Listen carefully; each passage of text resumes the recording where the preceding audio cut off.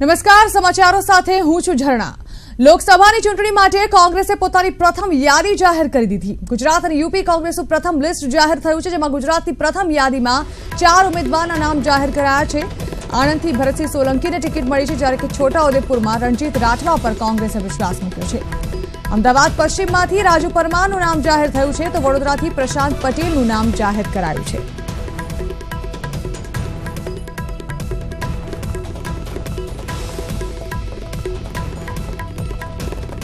तो चूंटणी तारीखों जाहिर आज थवानी शक्यताने पगले गईकाले आ पहला ज कोंग्रेसे पोताना प्रथम यादीना उम्मीदवारोने जे छे ते जाहिर कर्या, जेमांथी गुजरातमांथी 4 नामों सामे आवी रह्या छे। आणंद, छोटाउदेपुर, वडोदरा राजू परमार, रणजीत राठवा, भरतसिंह सोलंकी अने प्रशांत पटेलने फाइनल कराया छे। आ उम्मीदवारोनी यादीमां गुजरातमांथी आ 4 नाम हाल तो जाहिर करवामां आव्या छे। उत्तर प्रदेश अने गुजरातना आ नामों जाहिर करवामां आव्या छे प्रथम यादीमां। ત્યારે આ તમામ ઉમેદવારો જે છે તે કોંગ્રેસના 4 ભૂરતિયા છે અને તેઓ પ્રચારમાં પૂરો સહયોગ આપશે। એક તરફ 26 બેઠકો જે ભાજપને નામે છે અત્યારે, એ તમામ બેઠકોને કબજે કરવાના પ્રયત્ન કરશે। ભરતસિંહ સોલંકી કોંગ્રેસના પૂર્વ પ્રદેશ પ્રમુખ સાથે જ પૂર્વ મુખ્યમંત્રીના પુત્ર અને કોંગ્રેસમાં એક વરિષ્ઠ નેતા તરીકે ગુજરાતમાંથી કેટલા સમયથી પ્રભુત્વ ધરાવતા। तो राजू परमारનું नाम पण अमदावाद पश्चिमમાંથી સામે આવ્યું છે, તે નામ પણ જાહેર કરવામાં આવ્યું છે। આણંદથી ભરતસિંહ સોલંકીનું નામ જાહેર કરવામાં આવ્યું છે। વડોદરાથી પ્રશાંત પટેલ કોંગ્રેસના ઉમેદવાર હશે।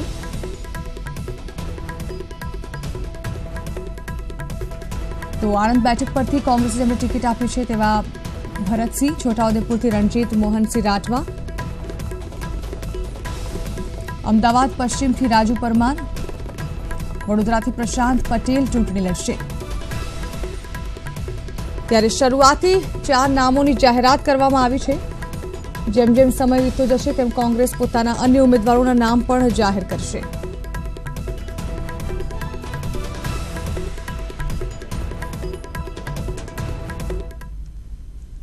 तो आणंद बैठक परथी कोंग्रेस जेमने टिकિટ આપી છે તેવા ભરતસિંહ કોણ છે તેની વાત કરીએ તો ગુજરાત કોંગ્રેસના ભરતસિંહ સૌથી સિનિયર નેતા છે। 1992 માં જનરલ સેક્રેટરી ગુજરાત કોંગ્રેસ રહી ચૂક્યા છે। 1995-2004 સુધી 3 ટર્મથી ધારાસભ્ય છે। કોંગ્રેસ અધ્યક્ષ રાહુલજીએ આણંદ ખાતેથી આણંદ લોકસભાની, આણંદ જિલ્લાની, ગુજરાતની પ્રજાની અને દેશની પ્રજાની સેવા કરવા માટે કોંગ્રેસના ઉમેદવાર તરીકે મને પસંદ કર્યો છે। એ માટે હું કોંગ્રેસ અધ્યક્ષનો આભાર માનું છું અને સાથે સાથે જે પ્રકારે આણંદની જનતા જનાર્દને મને આશીર્વાદ આપ્યા છે, 3 વાર વિધાનસભામાં મોકલ્યો છે, 2 વાર લોકસભામાં ચૂંટીને મોકલ્યો છે અને અનેક હોદ્દાઓ અને કેન્દ્રીય મંત્રી સુધી પહોંચાડ્યો છે, ત્યારે મારી ફરજ થઈ પડે છે કે આ વિસ્તારના લોકોના પ્રાણ પ્રશ્નોને વાચા આપવાની સાથે આ વિસ્તારના યુવાનો, એની પ્રગતિ, એમની રોજગારી, આ વિસ્તારના ખેડૂતો, આ વિસ્તારનું શિક્ષણ અને આરોગ્ય, એ તમામ બાબતે લોકસભામાં પ્રજાના આશીર્વાદ સાથે જઈ અને પ્રજાનો અવાજ ઉઠાવવું એ મારી પહેલી નૈતિક ફરજ છે। તો ન્યૂઝ 18 ગુજરાતી સાથેની વાતચીતમાં તેઓએ શું કહ્યું એ પણ સાંભળીએ।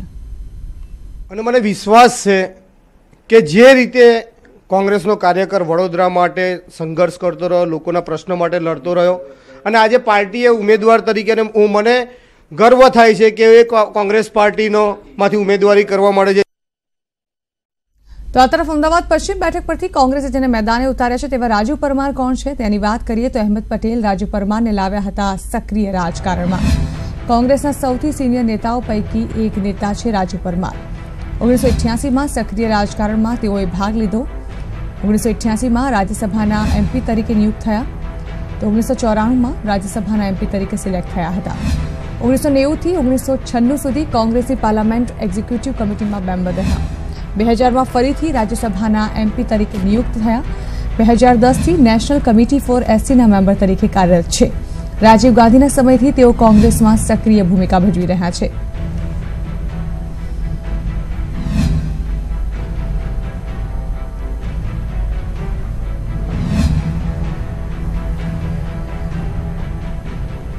તો કોંગ્રેસે છોટાઉદેપુર બેઠક માટે રણજીત રાઠવાને ટિકિટ આપી છે. રણજીત રાઠવા કોંગ્રેસના દિગ્ગજ નેતા મોહનસિંહ રાઠવાના પુત્ર છે.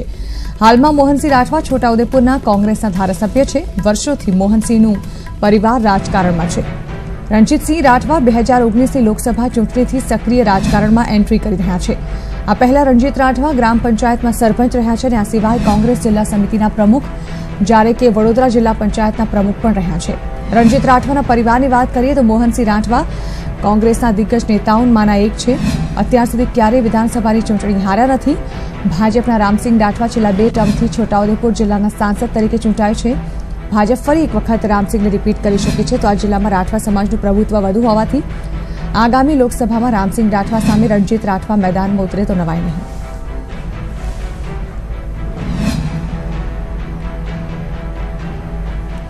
તો રણજીતસિંહ રાઠવા કે જેઓ ધારાસભ્ય છે, મોહનસિંહ રાઠવાના પુત્ર છે, પિતાના પગલે રાજકારણમાં જોડાયા છે. રણજીતસિંહ ગ્રામ પંચાયતના સરપંચ તરીકે શરૂ કરી છે રાજકીય કારકિર્દી અને બાદમાં વડોદરા જિલ્લા પંચાયતના સભ્ય પણ બન્યા. રાઠવા પરિવાર કોંગ્રેસ પક્ષનો વફાદાર રહ્યો છે. મોહનસિંહ રાઠવાના કારણે હાઈકમાન્ડે તેઓની પસંદગી કરી હોવાનું મનાય છે.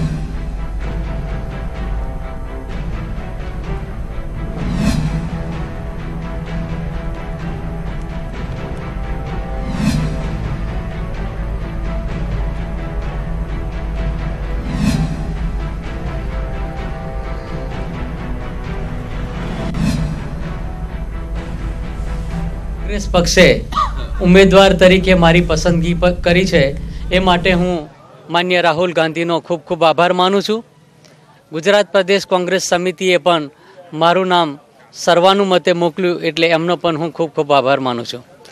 છોટાઉદેપુર લોકસભા મત વિસ્તારની બેઠકમાં 7 વિધાનસભાઓ આવે છે. તેમાં ખેતીવાળા પ્રદેશો પણ આવે છે, ઔદ્યોગિક પ્રદેશો પણ આવે છે અને મજૂરી કરતા વિસ્તારના પ્રદેશો પણ આવે છે. આ વિસ્તારમાં ખૂબ પ્રજાની મુશ્કેલીઓ છે. મુશ્કેલીઓ દૂર કરવા માટે અમે ખૂબ ઊંચો પ્રયત્ન કરી અને કોંગ્રેસ પક્ષને વિજયી બનાવીશું. તો આજે રાધનપુરના કોંગ્રેસના ધારાસભ્ય અલ્પેશ ઠાકોર, બહુચરાજીના ધારાસભ્ય ભરત ઠાકોર અને બાયડના ધારાસભ્ય ધવલસિંહ ઝાલા ભાજપમાં જોડાઈ શકે છે. તેની સાથે જ વિજય રૂપાણી સરકાર કેબિનેટનું વિસ્તરણ કરશે તેવું પણ જાણવા મળી રહ્યું છે. સાથે જ અલ્પેશને પક્ષપલટાના ઇનામ સ્વરૂપે કેબિનેટમાં પણ સ્થાન મળી શકે છે. 2014ની ચૂંટણી પહેલા પણ ભાજપ તરફથી કોંગ્રેસના ધારાસભ્યોને ફોડવામાં આવ્યા હતા. હવે જ્યારે લોકસભાની ચૂંટણી નજીક છે ત્યારે ભાજપ તરફથી ફરી એક વખત આ કવાયત શરૂ કરવામાં આવી છે. આજે બપોરે 2 વાગે અલ્પેશ ઠાકોર પ્રેસ કોન્ફરન્સ કરી મોટી જાહેરાત કરી શકે છે. કાલના દિવસના ઘટનાક્રમની વાત કરીએ તો સમગ્ર દિવસ દરમિયાન અલ્પેશ ઠાકોરને લઈને ચર્ચા ગરમ રહી. સવારથી એવી ચર્ચાએ જોર પકડ્યું કે અલ્પેશ ઠાકોર નારાજ છે અને તેઓ ભાજપમાં જોડાવા જઈ રહ્યા છે. ત્યારે અલ્પેશના ભાજપમાં જોડાવાની અટકળો જાણતા ભાજપે વેલકમ કરી દીધું. બીજી તરફ અલ્પેશ ઠાકોરની ઓફિસે તાત્કાલિક બેઠક યોજવામાં આવી. આ દરમિયાન અલ્પેશને હાઈકમાન્ડનું તેડું આવ્યું. હવે તમામની નજર અલ્પેશ ઠાકોર પર છે. રાજકીય વર્તુળમાં ચર્ચાઈ રહ્યું છે કે અલ્પેશ ઠાકોર આજે કોઈ મોટો ધડાકો કરશે. ગણતરીના કલાકોમાં જ લોકસભાની ચૂંટણીની તારીખો જાહેર થઈ શકે છે. ત્યારે અલ્પેશ ઠાકોરના ઘટનાક્રમે કોંગ્રેસની ઊંઘ ઉડાવી દીધી છે.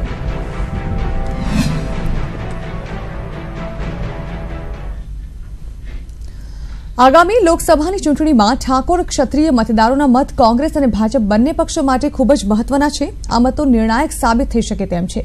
ત્યારે હવે લોકસભાની ચૂંટણી જાહેર થવામાં ગણતરીના કલાકો બાકી છે. ત્યારે ગુજરાતના રાજકારણમાં અલ્પેશ ઠાકોર મોટો ચહેરો બન્યા છે અને તે ભાજપમાં જોડાશે તેવી અટકળો તેજ બની છે.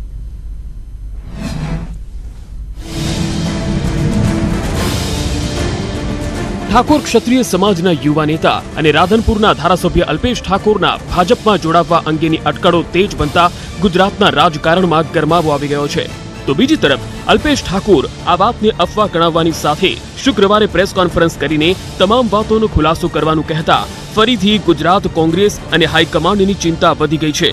ત્યારે અલ્પેશ ઠાકોરના ભાજપમાં જોડાવવાના મામલે ગુજરાત પ્રદેશ ભાજપના પ્રમુખ પણ અલ્પેશને આવકારવા તૈયાર છે અને અલ્પેશના આવવાથી ભાજપ વધુ મજબૂત બની શકે તેમ છે. તંત્ર છે, વ્યક્તિ એમને આવવું હોય તો અમે તો પાર્ટી લઈને બેઠા છીએ. અમારી શક્તિમાં ઉમેરો થતો હોય તો સ્વાભાવિક છે કે તો બધી જ પાર્ટીમાં, માત્ર અમારી નહીં.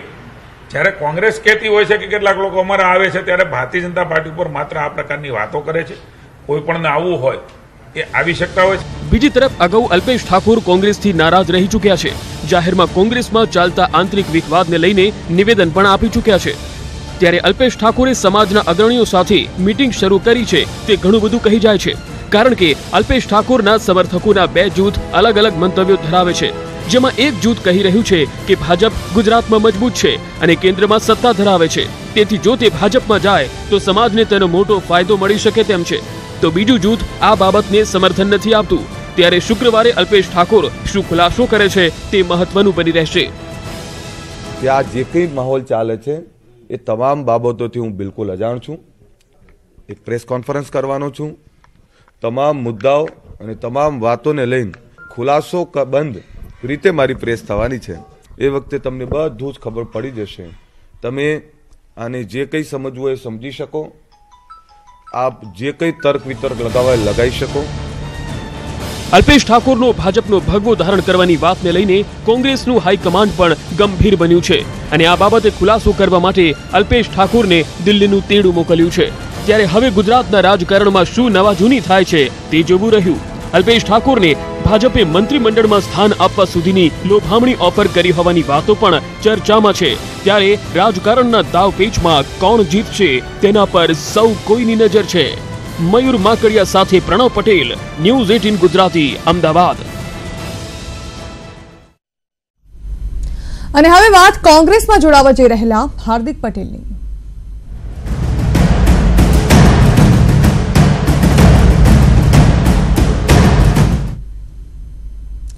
રાજકારણનો રંગ જો ચડી જાય તો ઉતરે નહીં, ભલે પછી આંદોલનની વાતો થતી હોય કે બીજા કોઈ બણગામ। અને હવે આ જ રાજકારણના રંગે રંગાવા જઈ રહ્યો છે હાર્દિક પટેલ, એટલે હાર્દિક વિધિવત રીતે કોંગ્રેસમાં જોડાશે।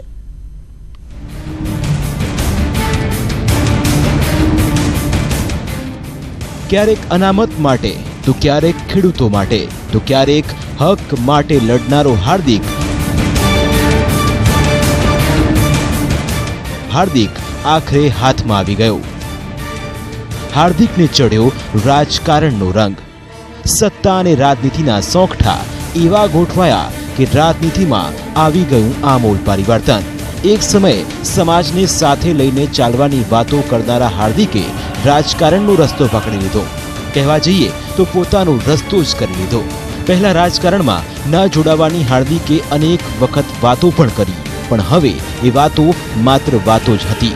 હું રાજકારણમાં જોડાઉં તો મારા ઘર પર પથ્થરમારો કરજો, આવું કહેનારો પાટીદાર નેતા હાર્દિક પટેલ હવે કોંગ્રેસમાં જોડાવા જઈ રહ્યો છે। એટલે કે લોકસભા ચૂંટણી પહેલા હાર્દિક વિધિવત રીતે કોંગ્રેસમાં જોડાશે। રાજકોટના પડધરી ખાતે મળેલી પાસ કોર કમિટીની બેઠકમાં આ નિર્ણય લેવાયો। ત્યારે આગામી 12મી માર્ચે ગુજરાતમાં યોજાનારી CWCની બેઠક દરમિયાન હાર્દિક પટેલ કોંગ્રેસનો ખેસ ધારણ કરશે। જો કે હાર્દિક ક્યાંથી ચૂંટણી લડશે તે અંગે હજુ સુધી કોઈ જાહેરાત થઈ નથી, પણ હાર્દિકનું આ પલટો ઘણા પાસા પલટશે તે વાત નક્કી છે। Bureau report, news 18 Gujarati. તો હાર્દિક પટેલના કોંગ્રેસમાં જોડાવા અંગે લાલજી પટેલ અને રેશમા પટેલે શું કહ્યું, આવો સાંભળીએ। મારે એ જ કહેવું છે કે સમાજને આગળ આપણે જ્યારે બોલ્યા હોય કે ક્યારેય કોઈ રાજકીય પાર્ટીમાં જોડાઈશું નહીં, અને યારે જ્યારે જોડાવાની વાત કરે છે એટલે મને 100% છે સમાજના વિરોધનો સામનો કરવો પડશે। પાટીદાર સમાજ એ વિદ્વાન સમાજ છે, બધાને ખબર પડે છે કોણ માણસ કઈ રીતે સેવા કરે છે, એટલે ઇલેક્શનના ટાઈમે બધાને એનો જવાબ મળી જશે। જે હાર્દિકના કોંગ્રેસમાં આવવાના નિર્ણયને હું આવકારું છું। આ તાનાશાહોની જે સરકાર છે, ભારતીય જનતા પાર્ટીની જે માનસિકતા છે, જે કૂટનીતિ છે, એની સામે લડવા માટે મજબૂતાઈથી લડવું પડશે। એટલા માટે મારા માટે હાર્દિકનું કોંગ્રેસ જોઈન કરવું કોઈ આશ્ચર્યની વાત નથી। હું એમના નિર્ણયને આવકારું છું।